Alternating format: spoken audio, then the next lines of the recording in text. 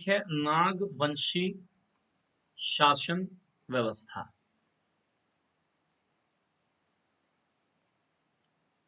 थोड़ा सा पहले इसके बैकग्राउंड पर चलता हूं। हमने आपको पहले ही बताया है कि छोटा नागपुर जो इलाका है, इस छोटा नागपुर पर सर्वप्रथम राज्य निर्माण का श्रेय किसे गया? तो मुंडाओं को गया। मुंडाओं ने पहले राज्य बनाया। इस राज्य के संस्थापक रहे कौन? तो रीता या रीसा मुंडा रहे, राइट। इसके अलावा इस राज्य के पहले शासक कौन रहे? तो पहले शासक सूतिया पाहन रहे। इसके अलावा जो अंतिम राजा इसका कौन रहा या अंतिम शासक कौन रहा? तो उसको कहा गया मदरा मुंडा। मदरा मुंडा याद रखना है। मदरा मुंडा का अपना कोई जैविक संतान नहीं था, मतलब अपना कोई बाल बच्चा नहीं था। अब ऐसी परिस्थिति में इन्होंने क्या किया, उस दौर में एक योग्य व्यक्ति को मुंडाओं ने, मदरा मुंडा जैसे राजाओं ने ये तय किया कि एक योग्य व्यक्ति को राजा बनाया जाए, और जो शासन का जो बागडोर है वो दे दिया फणी मुकुट राय को। और फणी मुकुट राय जो व्यक्ति थे, याद रखिएगा, ये नागवंशी थे। और फणी मुकुट राय के राजा बनने के साथ ही नागवंशी राज्य की स्थापना हो गई। तो पहली तो बात ये आप जान लीजिए कि जो नागवंशी राज्य है, नागवंशी राज्य, इसके बारे में याद रखिएगा। पहला, यह मुंडा राज्य के अवशेषों पर स्थापित हुआ।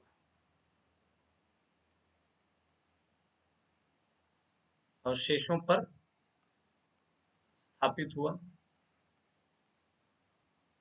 फर्स्ट पॉइंट कि जो मुंडा स्टेट है उस मुंडा राज्य के अवशेषों पर यह स्थापित हुआ है। दूसरी बात कि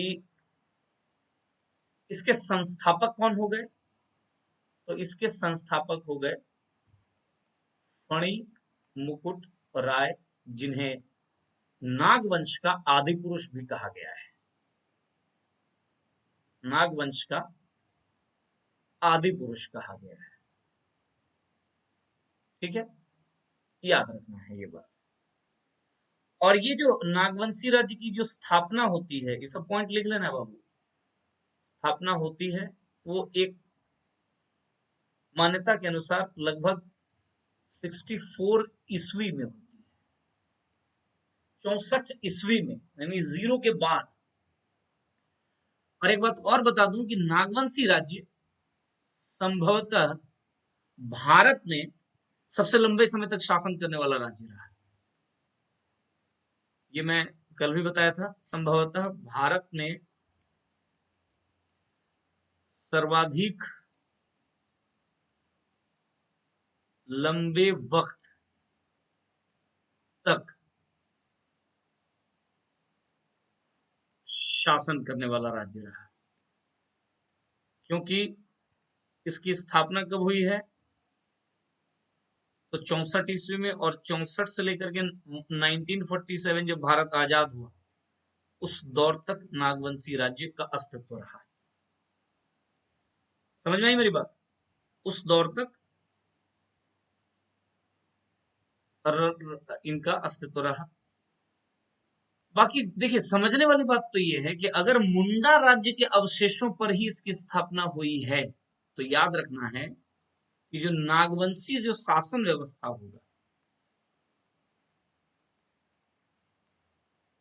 शासन व्यवस्था, ये इस नागवंशी शासन व्यवस्था पे सर्वाधिक प्रभाव अगर किसी का रहेगा तो मुंडा शासन व्यवस्था का रहेगा, व्यवस्था का सर्वाधिक प्रभाव। मतलब एक तरीके से हम ये कह सकते हैं कि जब फणी मुकुट राय बने राजा, तो उन्होंने पहले से जो चली आ रही प्रशासनिक व्यवस्था थी उसमें बहुत अधिक फेरबदल करना मुनासिब नहीं समझा। समझ में आई मेरी बात? तो कुल मिलाकर के हम ये भी कह सकते हैं कि यह मुंडा शासन व्यवस्था से साम्यता रखता है, समानता रखता है यह व्यवस्था। थोड़े बहुत तो अंतर हैं, अगर थोड़ा बहुत अंतर नहीं होता तो अलग टॉपिक के तौर पर हमें पढ़ने की भी जरूरत नहीं। ठीक है, अब जरा सा नागवंशी स्टेट के बारे में कुछ और बात जान लीजिए। ये है मान लीजिए नागवंश,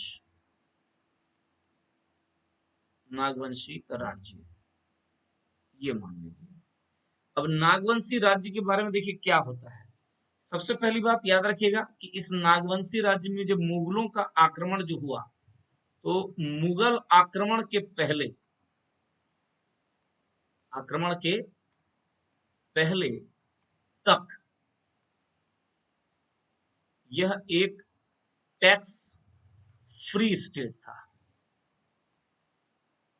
हमेशा याद रखिएगा, इसमें किसी प्रकार, यह टैक्स फ्री गवर्नेंस था, गवर्नेंस शासन व्यवस्था थी, कर मुक्त शासन व्यवस्था।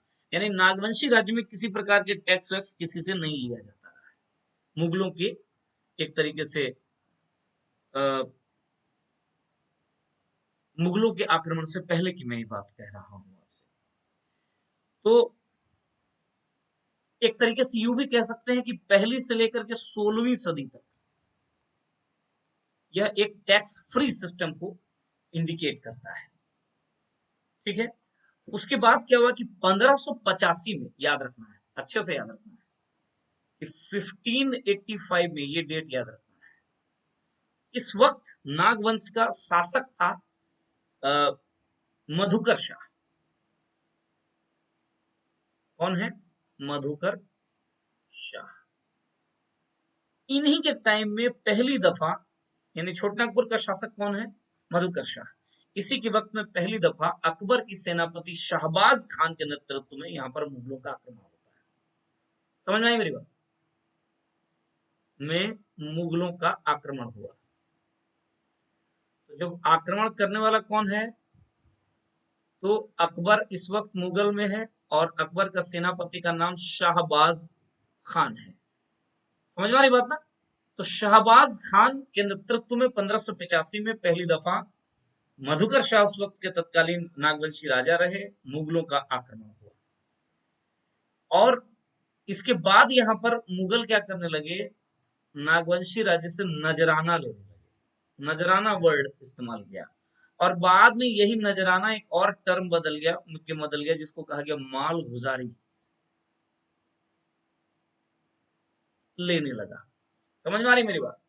माल गुजारी लेने लगा। ये बातें एकदम एक एक पॉइंट आपको एकदम याद होना चाहिए, और ठीक से आप चीजों को रखेंगे, है ना?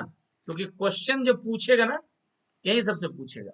इसके बाद थोड़ा सा याद रखिएगा कुछ, इस मधुकर शाह के बाद फिर एक शासक आया, जिस शासक का नाम है दुर्जन साल या दुर्जन शाह, दुर्जन साल भी इसको कहते हैं। दुर्जन साल ने क्या कर दिया कि लगभग 1616 ईस्वी में, सबसे पहले तो दुर्जन साल को क्या कर लिया कि गिरफ्तार किया गया है, वो गिरफ्तार कर लिया गया मुगलों के द्वारा। क्यों?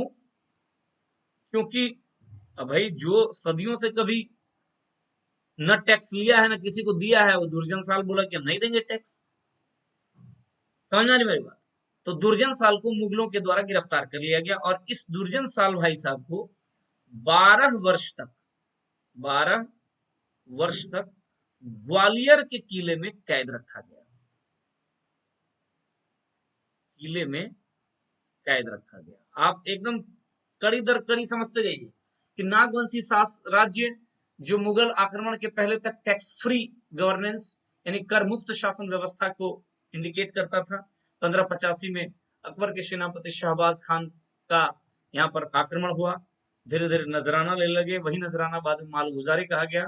फिर 1616 में दुर्जन साल जैसे राजा जब आए, तो उन्होंने जब फिर मालगुजारी देने जब मना कर दिया, तो दुर्जन साल का क्या कर दिया, वो अरेस्ट कर लिया गया और 12 वर्ष तक कहाँ पे? ग्वालियर में, अच्छे से याद रखिएगा, रखा गया।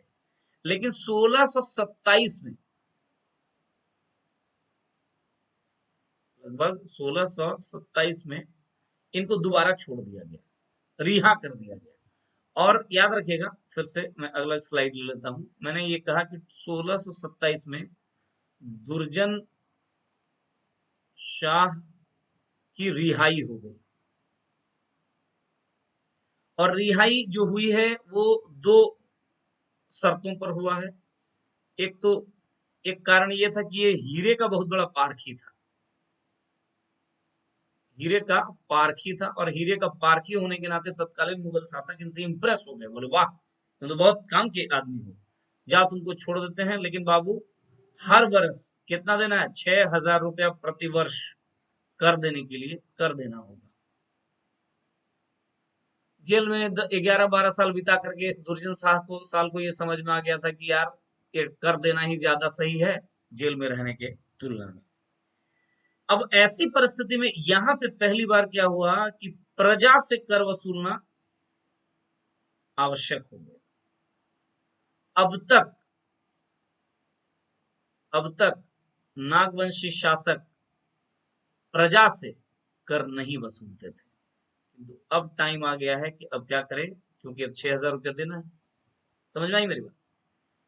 तो याद रखना है, अब जब कर वसूलना आवश्यक हो गया है तो याद रखिएगा। अब मैं जरा सा आपको पहले ये बता दूं कि जो नागवंशी शासन व्यवस्था है वो कैसी थी। तो नागवंशी शासन व्यवस्था भी, जैसा मैंने आपसे कहा कि मुंडाओं का जो शासन व्यवस्था था उससे साम्यता रखता है, उससे क्या रखता है, सिमिलैरिटी रखता है। तो जरा सा ये बात पॉइंट याद, चूंकि उसी से इसका उत्पन्न हुआ है ना, तो याद रखिएगा क्या है कि ये साम्यता कैसा है। तो यह भी त्रिस्तरीय शासन व्यवस्था है। यह भी क्या है, त्रिस्तरीय शासन व्यवस्था है, याद रखिएगा। और इसमें कौन कौन 3 स्तर ये देख लीजिए पहले। तो सबसे पहले यहां भी आपको क्या मिल जाते, यहाँ भी आपको हातू मिल जाएगा। हातू मतलब गांव, क्योंकि उसी क्षेत्र में वही छोटनागपुर वही मुंडा, तो गांव को अब भी हातू कहा जा रहा है। और कई हातू मिलकर के क्या बन रहा है, पट्टी जो था ना, वो पट्टी जो मुंडाओं में था, अब जनसंख्या वगैरह बढ़ करके पट्टी कन्वर्ट हो गया पढ़ा में। याद रखिएगा, पट्टी अब नहीं रहा। दूसरे लेवल पे कौन आ गया, पढ़ा। और आगे चल करके एक और व्यवस्था हो गया जिसको आप बोल देते हैं पढ़ा पंचायत। बस आपको यही याद रखना है कि चूंकि जनसंख्या वगैरह बढ़ जाने के कारण जो पट्टियां थी मुंडा शासन व्यवस्था, वो पट्टी पढ़ा कहा जाने लगा। और तीनों के हेड कौन कौन है, तो यहाँ पे आज भी मुंडा है, मुंडा शासन व्यवस्था में भी मुंडा था। पढ़ा यहाँ पे पट्टी था, और पट्टी का प्रमुख मानकी हुआ करता था, आज पढ़ा का प्रमुख मानकी हो गया। और यहाँ पढ़ा पंचायत के लेवल पे एक्चुअली वही स्थिति है कि पढ़ा राजा को मिल गया, पहले भी वही राजा हुआ करता था। तो आपको स्पष्ट एक चीज दिख रहा होगा आपको कि भाई कि बहुत फेरबदल बहुत अधिक नहीं है, बस एक लेवल पे चेंजेस आया है, और वो है जो पहले पट्टी हुआ करता था, वह पट्टी जनसंख्या वृद्धि के कारण अब बड़े क्षेत्रों बड़े लोगों ज्यादा लोगों के कारण अब पढ़ा में कन्वर्ट हो गया। पट्टी नाम की चीज अब नहीं रही, बाकी पद पदवी सब उसी प्रकार से है जैसा पहले था। ये आप बहुत स्पष्ट देख रहे होंगे, ठीक है। तो अब आइए कि जब ऐसी व्यवस्था थी, तो और 1627 के बाद जब कर लेना बहुत आवश्यक हो गया, ये देखिए 1627 के बाद जब मुगल नहीं मानने लगे और प्रजा से कर वसूलना आवश्यक हो गया, तो याद क्या रखना है कि ये जो मानकी है, याद रखना है, इसी पॉइंट के लिए मैं ये फिगर आपको दिया हूं। इस मानकी को मालगुजारी, प्रजा से माल गुजारी वसूलने का आदेश दिया गया राजा के द्वारा। यानी यहाँ पे कौन है, ये है आपका दुर्जन साल, यही ना राजा है भाई। तो अब दुर्जन साल के लिए जब कर वसूलना बहुत कठिन हो गया, तो दुर्जन साल अपने नीचे कौन है, मानकी। तो बोला जितने भी मानकी मेरे अंडर में हैं वो सभी मानकी क्या करेंगे, प्रजा से मालगुजारी वसूलने का कार्य इनको दिया गया। पहली बार यह ड्यूटी, पहली बार, चूंकि इसके पहले कभी टैक्स लेते ही नहीं थे, तो फर्स्ट टाइम ये किया गया, तय किया गया कि अब हर एक प्रजा से क्या किया जाएगा, मालगुजारी लिया जाएगा। और ये काम किसको दिया गया, मानकियों को। और इसी समय इन मानकियों का एक और पद कहा गया, मतलब जब जब उनकी ये भूमिका आ गई कि मतलब मालगुजारी वसूलना है, आपको राजस्व वसूलना है, तो अपनी राजस्व भूमिका के चलते एक और नाम से ये लोग जाने गए, जिस नाम को कहते हैं भूइहर। भूइहर टर्म वहां उरांवों में जो जंगलों को काट करके खेत बनाए उन्हें भी कहा जा रहा है। और यहाँ नागवंशी शासन व्यवस्था में जब मानकियों को मालगुजारी वसूलने का एक अधिक अतिरिक्त कार्य दिया गया, तब इन्हें एक नए नाम से पुकारा गया, भूइहर। याद रखिएगा, क्या दिया गया नाम इनको, भूइहर। और यही व्यवस्था आगे चल करके चली, लगभग मान के चलिए 1627 से 1765 तक यही चली। ठीक है ना। अब बोलेंगे भाई 1765 में ऐसा क्या फेरबदल हो गया, तो बताता हूं। आपको अच्छी तरह पता है कि 1764 में बक्सर की लड़ाई होती है, बक्सर की लड़ाई होती है, ये आप अच्छी तरह जानते हैं, मैं उधर जाना नहीं चाह रहा। और इसके रिजल्ट के तौर पर 1765 में इलाहाबाद की संधि होती है, इलाहाबाद की संधि। ये सारी चीजें आप जानते हैं, हिस्ट्री में आप पढ़े होंगे। और इसी इलाहाबाद की संधि में आपको पता होगा कि जो ईस्ट इंडिया कंपनी है, ईस्ट इंडिया कंपनी है को राजस्व संबंधी अधिकार, राजस्व अधिकार या दीवानी अधिकार भी बोल देते हैं इसको, जो दीवानी राइट्स हैं या अधिकार हैं वो प्राप्त हो गए। कहाँ कहाँ के, तो ये भी आपको बताया गया है, बंगाल, बिहार और उड़ीसा के। और यह जो क्षेत्र है वो बिहार के अंतर्गत आता था। यानी इस क्षेत्र में, अब इस क्षेत्र से टैक्स वसूलने की जिम्मेदारी, टैक्स वसूलने वाला आदमी राजा नहीं रहा, अब मुगल तो खत्म हो गए, मुगल को तो आपको देना नहीं है। तो यानी 1765 के इलाहाबाद संधि के बाद याद रखिएगा कि जो टैक्स कलेक्शन का जो राइट है, टैक्स कलेक्शन की जो जिम्मेदारी है, वो मिल गई ईस्ट इंडिया कंपनी, करेक्ट। और उसके बाद 1773 में, 1773 में याद रखिएगा एक जी एस विटली है, जीएस विटली है। इनको इस क्षेत्र में पहली बार कलेक्टर बना करके, छोटानागपुर का कलेक्टर बना करके, ये कलेक्टर बन करके आए। और कलेक्टर नाम से ही क्लियर है, इनका काम ही क्या था, इनका काम ही था राजस्व वसूलना। इसके बाद जब 1793 में एक और व्यवस्था लाई गई जिसको कहा गया, आप बहुत अच्छी तरह से जानते हैं, स्थाई बंदोबस्त, परमानेंट सेटलमेंट, या इसी को जमींदारी व्यवस्था कहा गया। लैंड लॉर्ड्स डेवलप किए गए, जमींदार बनाए गए, एक वर्ग ऐसा बना दिया गया। और इस व्यवस्था ने एक नया वर्ग किसको बनाया, जमींदारों को। और ये जमींदार क्या कर रहे थे, इस क्षेत्र में टैक्स वसूलने का काम कर रहे थे। ये सारी बातें आप, ये कॉर्नवालिस के टाइम में हुआ है, लॉर्ड कॉर्नवालिस के टाइम में हुआ है। सब मॉडर्न इंडिया में आपको पढ़ना होता है। और यह जो जमींदार आगे चल करके जो एक नया वर्ग पैदा कर लिया, इससे ब्रिटिशर्स ने अपने समर्थन में भारत में एक वर्ग पैदा कर लिया, क्योंकि जमींदारों को तो लाभ हो रहा था, जमींदारों को तो पावर दिया गया था कि तुम जाके टैक्स वसूलो।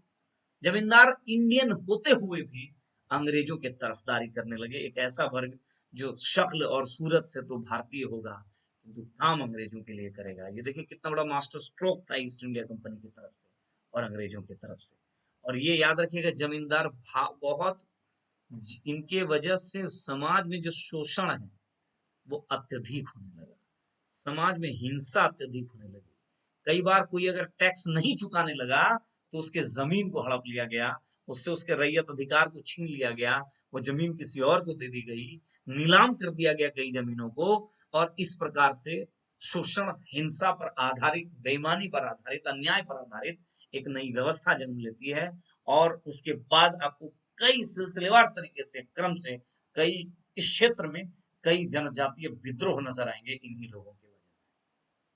तो कुल मिलाकर के अगर देखा जाए ओवरऑल, तो यही है नागवंशी शासन व्यवस्था।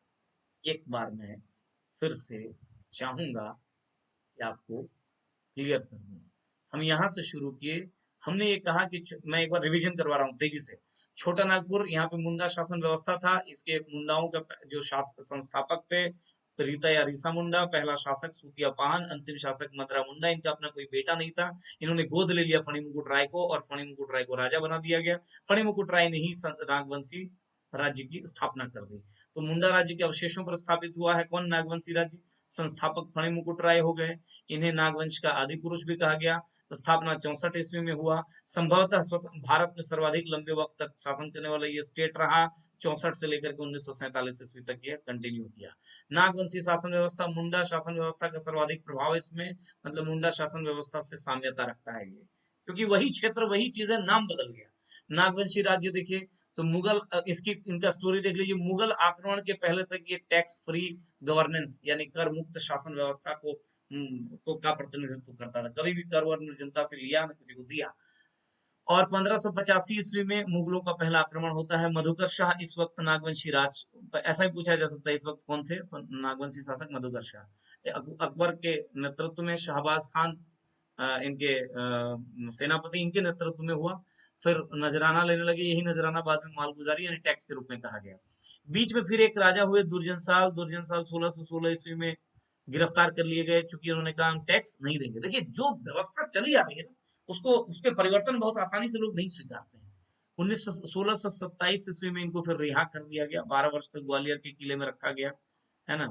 फिर उसके बाद 1627 में दुर्जन शाह की रिहाई हुई। हीरे के बहुत बड़े पारखी थे और 6,000 रुपया हर वर्ष इनको टैक्स देना था। इस शर्त पर इनकी रिहाई हुई। और जब इस शर्त को उन्होंने मान लिया तो अब प्रजा से कर वसूलना आवश्यक हो गया।